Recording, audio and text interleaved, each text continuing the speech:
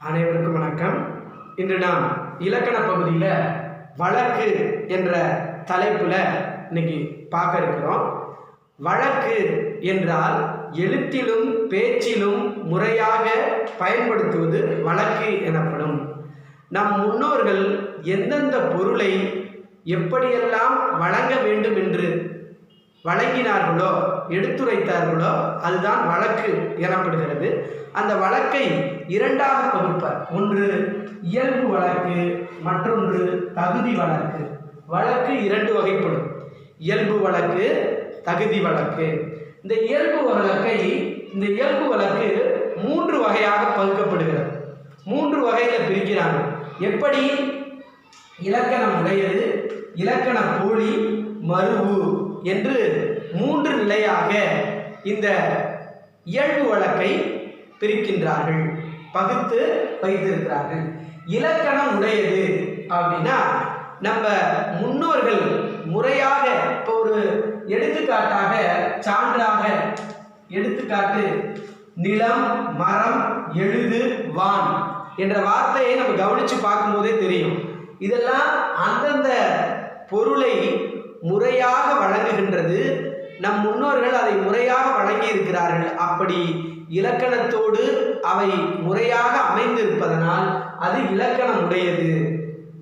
வானம், மரம், நிலம், எழுது இது எல்லாமே இலக்கணம் உடையதாக வழி வழியாக வழங்கி வரக்கூடியதாக இருக்கின்றதனால் இதை இலக்கணம் உடையது என்று சொல்கிறார்கள். இலக்கண போலி அப்படின்னா நம் முன்னோர்களுடைய நிலையில இல் முன், இல்லத்தின் முன்ன இல் முன்னு தான் சொல்லணும். ஆனால் முன்றில் அப்படின்னு சொல்றாங்க. முன்றில் என்றால் இல் முன், இல்லத்தினுடைய முன்பகுதி என்று சொல்ல வேண்டும். முன்பகுதியினுடைய இல்லம் அப்படின்னு சொல்றாங்க. அப்படி இருந்தாலும் கூட அதை இலக்கணமாக, இலக்கண போலியாக ஏற்றுக்கொள்கிறார்கள். இருந்தாலும் பரவாயில்லை என்று அப்படி ஏற்றுக்கொள்வதை தான் இலக்கண போலி என்று சொல்கிறார்கள். இதை முன் பின் தொக்கு போலி என்று சொல்வார்கள். முன்னும் பின்னும் என்ன வருகிறது? தொக்கி வருவதனால் முன்பின் தொக்கு போலி என்று இதற்கு ஒரு பெயர் இருக்கிறது. இப்போ நீங்க பார்த்தீங்கன்னா கிளை இருக்கிறதா, அந்த கிளையினுடைய நுனின்னு தான் சொல்லணும். ஆனால் நம்ம பேச்சு வழக்கில் நுனி கிளை அப்படின்னு சொல்லுவாங்க, மாற்றி சொல்லுவாங்க. இவ்வாறு கூறினாலும் கூட அது இலக்கணமுடையது போல இருக்கின்றதுனால அது இலக்கண போலி என்கின்ற பெயரை அமைகின்றது. அடுத்தது மருவு. மருவு என்றால் என்ன? ஒன்றாக மாறி வருவது மருவு.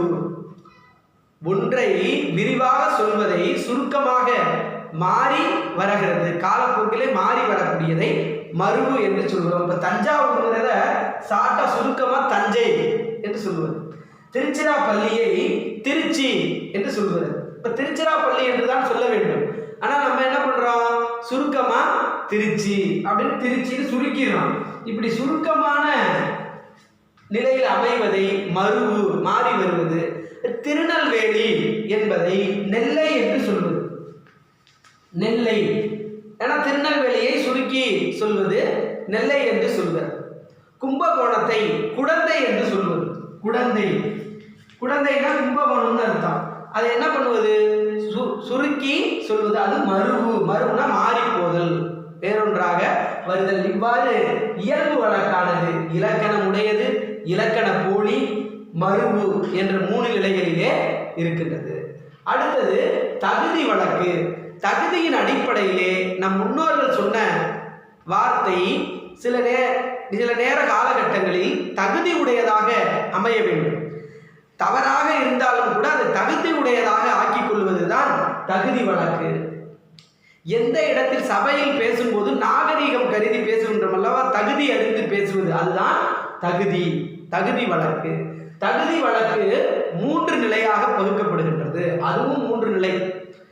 இயல்பு வழக்கும் மூன்று வகை, தகுதி வழக்கும் மூன்று வகை. அந்த மூன்று வகை இடக்கர் அடக்கல், மங்களம், குழுவு குறி. இடக்கர் அடக்கல் அப்படின்னா ஒரு செய்யக்கூடியாத செயல்கள் அல்லது ஒரு கொச்சையா பேசாம அதை சுருக்கமாக சபையிலே நாகரீகம் கருதி பேசுவதுதான் இடக்கர் அடக்கல். இப்ப ஆய் இருந்துட்டார், வெளியே இருந்துட்டார் அப்படின்லாம் சொல்லாம ஒரு மங்களமாக இது இடக்கரடக்கலாக அந்த இடத்திலே கால் கழுவி வந்தார். அப்படின்னா அவர் வெளியே போய் கால் கழுவிட்டு வந்திருக்கிறாரு, பாத்ரூம் போயிட்டு. அதை இடக்கர அடக்கலாக கால் கழுவி வந்தார். புரியுதுங்களா? பிள்ளை வெளியே போய்விட்டது அப்படிங்கிறது இதெல்லாம் என்னன்னா இடக்கர அடக்கல் என்று நிலையிலே சொல்லுகிறார்கள். அடுத்தது பார்த்தீங்கன்னா மங்களம். இந்த மங்களம் என்று சொன்னால் என்னன்னா அமங்கலமான செயலை கூட மங்களமாக எடுத்துரைப்பது. ஒருத்தர் இறந்துட்டாங்க அப்படின்னா செத்துட்டார் அப்படின்னு சொல்லாம அந்த கால வழக்கில் அவர்கள் முன்னோர்கள் என்ன துஞ்சினார் என்று சொல்கிறார். இப்ப தற்பொழுது இயற்கை எழுதினார் என்று சொல்கிறோம். இதெல்லாம் மங்களமான சொல். ஓலையை திருமுகம் என்று சொல்லுதல் இதெல்லாம் மங்களமா சொல்லுது. இப்ப விளக்கை அணைச்சிருன்னு சொல்லாம விளக்கை குளிரவை என்று சொல்லுவது. இந்த பூவை எடுத்து குளிர வைக்க சொல்வது அதுவும் அணைத்தலுக்கான பொருள் தான். ஆனால் அதை மங்களமாக கூறக்கூடியதனால் அது தகுதி வழக்காக இருக்கிறது. அடுத்து குழுவு குறி.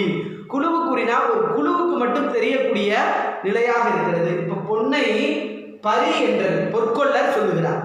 பொன்னை பரி என்று சொல்லுகிறார். புரியுதா? துணியை கரை என்று யானைப்பாக சொல்வது. இப்படி ஒரு குழுவுக்கு மட்டும், இது இராணுவத்தில் கடைபிடிக்கப்படும், அந்த குழுவுக்கு மட்டும் தெரிவதை குழுவு குறி என்று சொல்லுகிறார்கள். பெரியவர்களே, இந்த வகுப்பிலே நாம் வழக்கு என்ற நிலையை பார்க்கிறோம். வழக்கு என்பது பேச்சிலும் எழுத்திலும் முறையாக அமைவதை வழக்கு என்பர்.